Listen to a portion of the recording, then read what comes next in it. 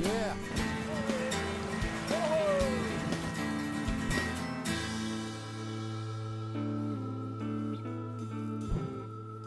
Isn't it funny how a day pans out?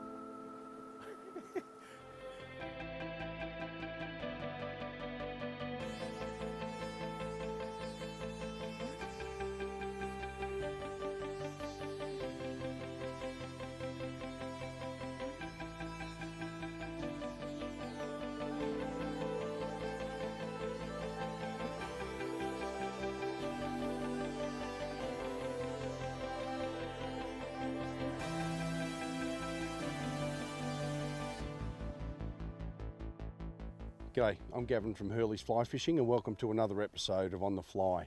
Today we're in Penstock Lagoon, which is just near Myena, up in the Central Highlands of Tasmania. It's an outstanding fishery here, which is full of browns and rainbows. It's quite a shallow lake, so you can fish it from the bank, but it's much easier from a boat because it can get a little bit boggy. You get some really good dun hatches here, so mayflies on the surface that the browns and rainbows are going to take off the top. But she's pretty bright today, and unfortunately a really good weather day is often bad for a fly fisherman. We prefer overcast and the temperature's a bit lower, gets the duns really happening. But much more fun than going to work anyway. So we're going to persist with, we've got a little possum emerger and a Highland dun. We're going to put those in some of these drift lanes, and hopefully the fish are looking up and think they're pretty all right. But we'll see how we go.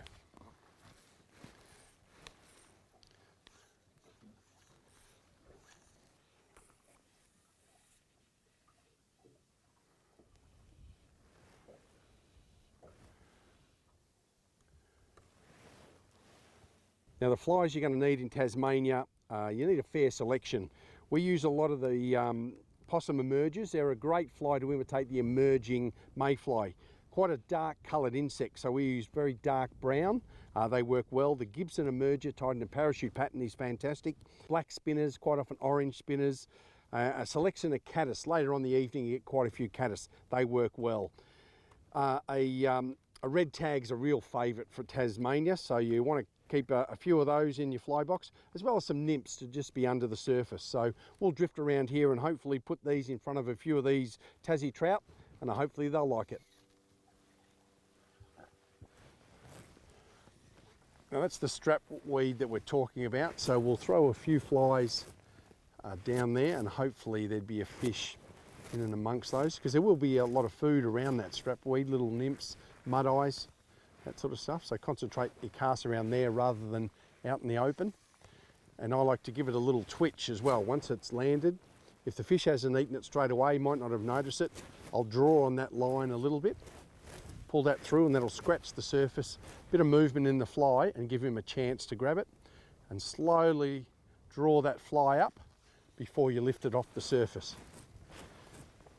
But until they start rising, we've just got to cover a bit of water, a little bit of blind searching, and then hopefully we'll see a few risers, put it in their track, and they'll eat these flies and we'll be laughing.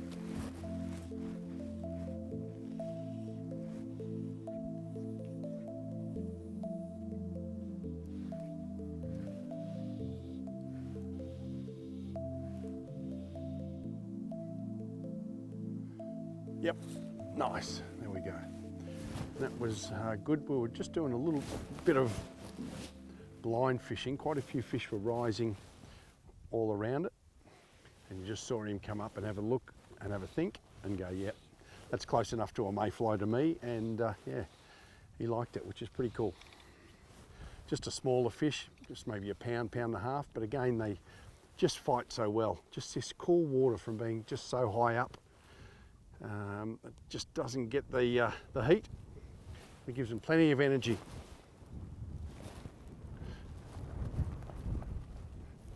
Oh, and the hook come out, but that's okay. We were going to let him go anyway. But it's all about that visual aspect of watching him come up and grab it, hooking, and you've got something on the end of it.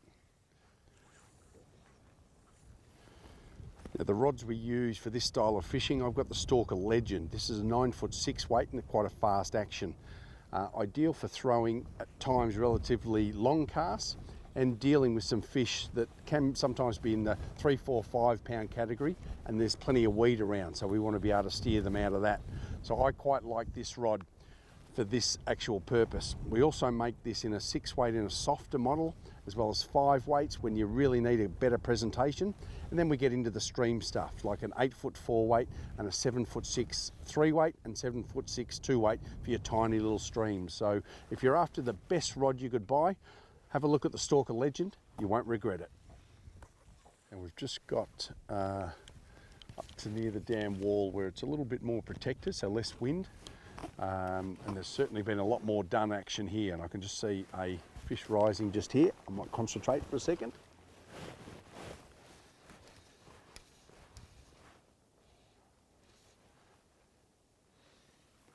We're seeing a lot more shucks on the water, and that's the nymph when it breaks through and puts its wings up, dries and flies off, and that just lets you know that there's a lot more I guess activity in the food chain happening, and that brings the trout on as well. So with a bit of luck we can get one of these flies in front of a feeding fish that will generally feed into the wind.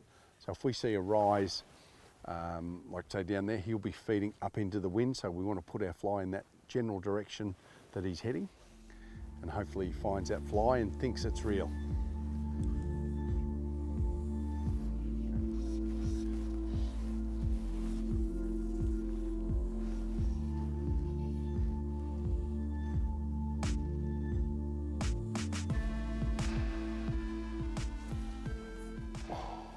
Well, you might have. I may have just turned my head to look at another rise, and that's the problem you have.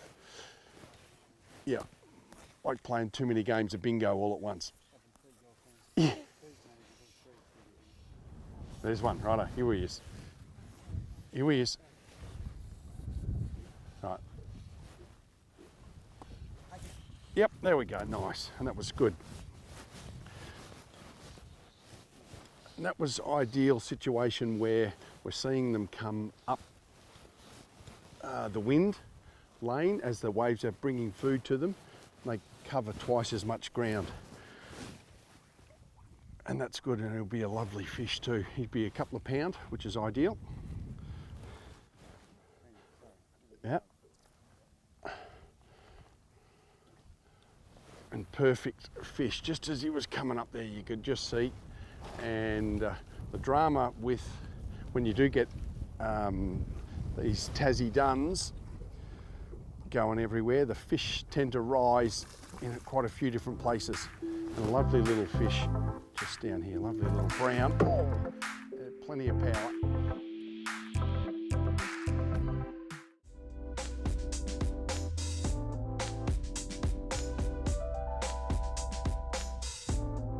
Yep.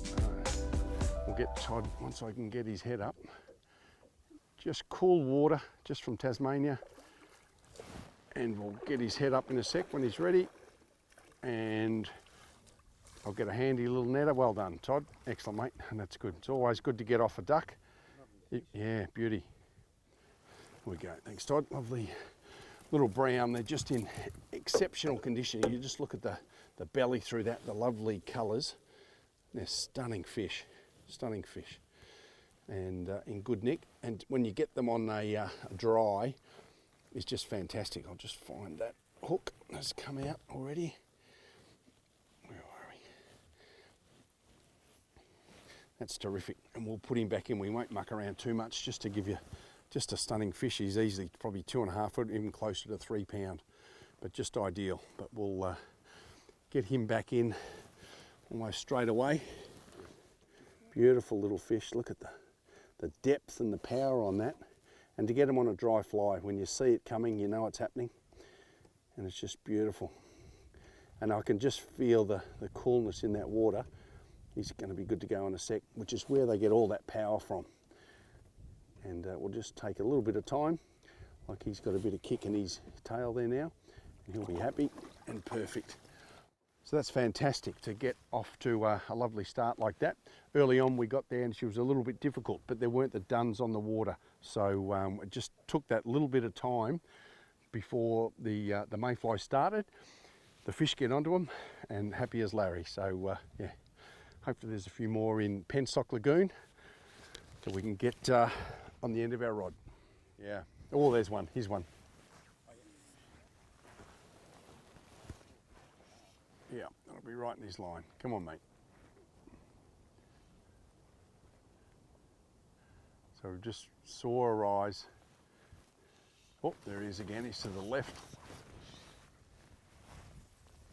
Oh. Hoping he's coming up wind. And gone. You're just a little bit spasmodic at the moment, so if there's plenty of duns, they'll really get in a line as they feed along, and you can really easily predict which direction they're going and put your fly in front. If there's not as many duns, they're sort of zigzagging around a bit, which makes it a little bit more difficult. Well, that's an excuse anyway, and it pays. As a fly fisherman, you've got to have a few of them. About a metre, I've cast about a metre ahead of where that rise was, thinking he's coming in this direction. The flies are quite dark coloured as well, like dark brown to look like the natural, but a little bit hard to see at distance. So you're expecting that rise or boil around about where your flies are, and you're going to have to guess that that's right on your fly and strike.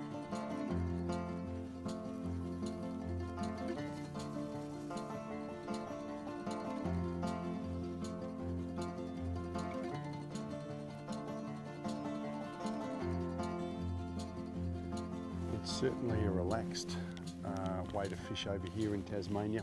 You can see there's quite a few boats here. Everybody just drifts with the wind. Nobody gets in anybody's way, and there's plenty of room for everyone. You've also got a number of anglers fishing on the side as well, and yeah, everybody seems to be having a good time. Plenty of fish still in here. I think inland fisheries at Tasmania do an excellent job. The fish stocking of wild fish in these lakes are incredible. And they certainly look after the industry of fly fishing in particular. So love coming down to Tasmania and fishing in these highland lakes.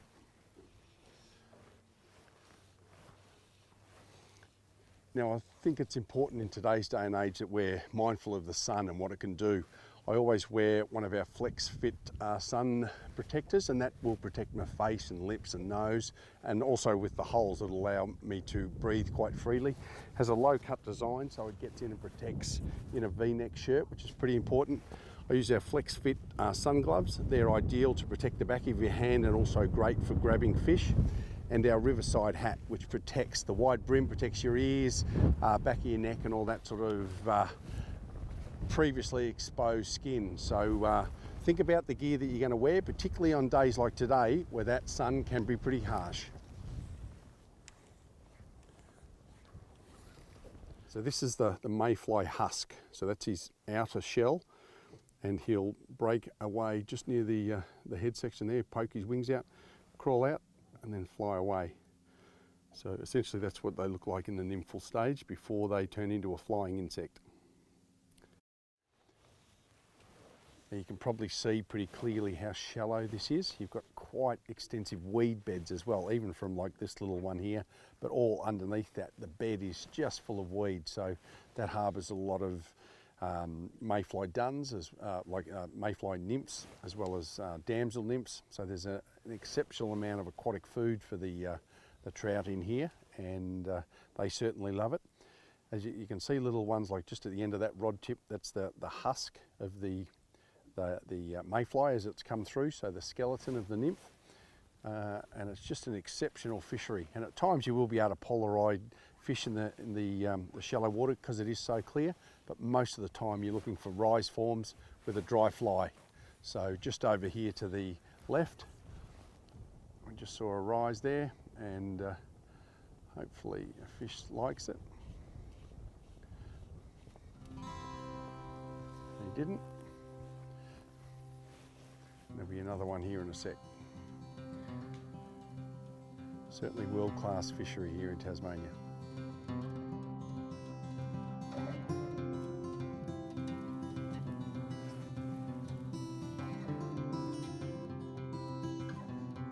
You can just see a few rising.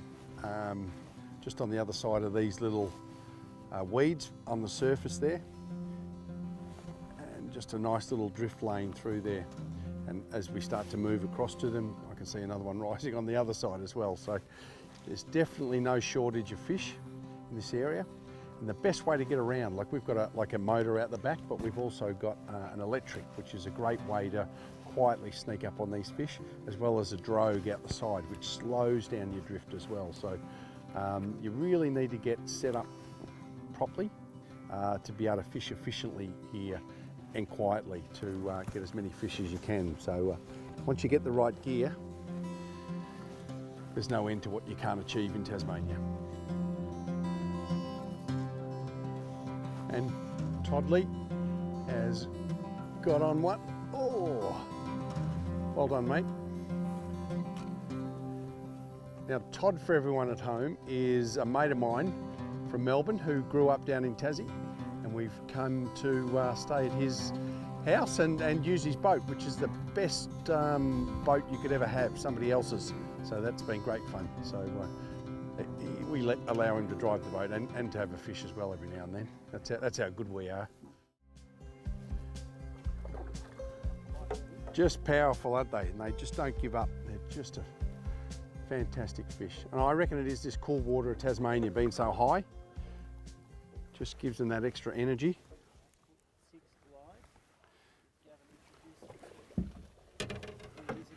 Beautiful, right? Well done. They look smaller in the water, but that's easily, again, 2.5 pound, just in stunning condition. Yeah, stunning colours. They're all very similar, different dots, but just that golden colour. Perfect. Yep.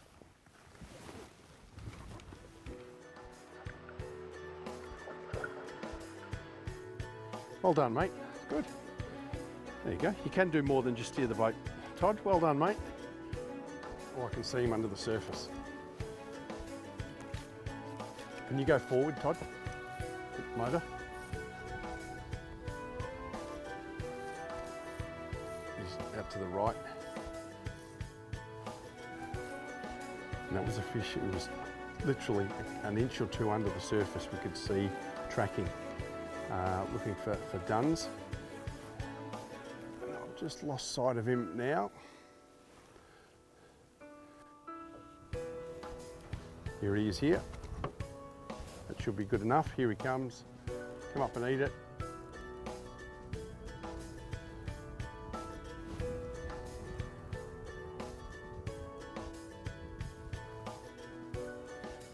Nope, and just spooked off.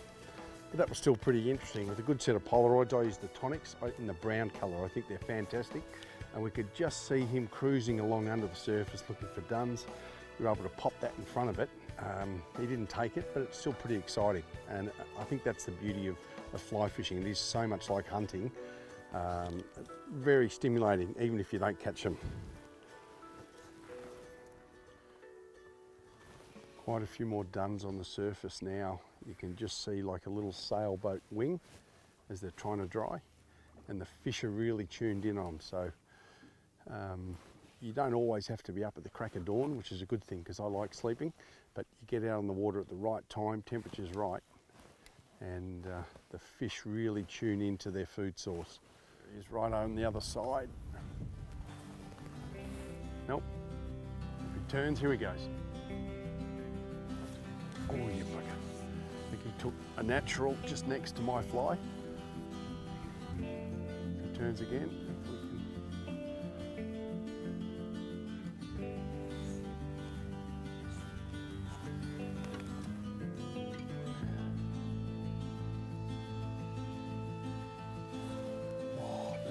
I think.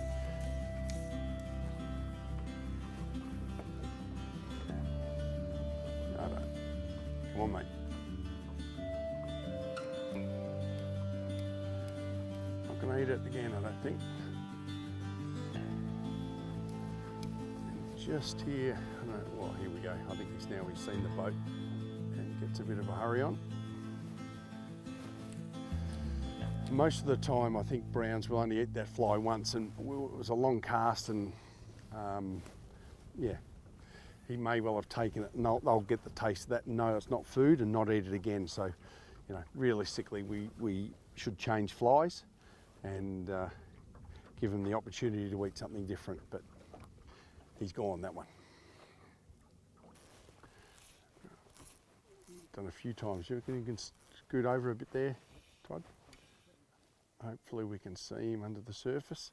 Rose about 3 times here. And sometimes they will hang. Oh, there's one just over there. I've got to stop and focus that there is a fish there. We should concentrate on that and not that one that you see rising further away. There's one coming over. I can see him now under the surface there. If I can lead him. Oh. Sometimes you can hear the plop and come over. That one he didn't. One straight across. That should about cover it. Right in line with it. Come up to it and eat it. And swim underneath it. Oh, here's one right over on the side. Perfect. Righto, mate. That's good. And that's the beauty of Polaroids, crystal clear water and an electric motor where you can sneak in as well. And he liked the possum emerger, which is just an exceptional fly, but just being able to see it and watch it all unfold is why I fly fish. It's just exceptional, and it's just bloody great fun, you know. So, and here we are fighting this one. There's another one rising on the other side, and yeah, you want it all to happen one after the other. But it really, just as he tangles in a bit of weed there, you can, I'll try and steer him up a little bit. And you want something with a bit of power. That's why I often fish with a 6-weight. This is the Stalker Legend in a fast action 6-weight, and that's ripping off a little bit of a line. They're just a powerful fish in this cool water, and we can just edge him back in here. Fantastic fish. We can get Todd on the net, and we can get him in there, and beautiful. Well done, excellent. Another lovely Penstock Brown. Beautiful, beautiful fish. And he took the possum emerger. Beautiful little fly. Just works a treat. We won't muck around too much with him. Again, like easily a 2.5 pounder. Just a stunning fish. Beautiful, beautiful. And you certainly can keep a few, but I just love letting them go for someone else to get that enjoyment of that beautiful fish. And that's fantastic, and that's been a brilliant fish. And I think the visual aspect of that is just really incredible to be able to see it. You know he's feeding, you've got the right fly, you do the right cast because you practice. You get in front of him and he comes up and takes that fly, you strike and you feel the weight and you go, wow, you know, it doesn't really matter what happens after that. You've done a lot of things right and it's pretty rewarding. So yeah, I just love this lake.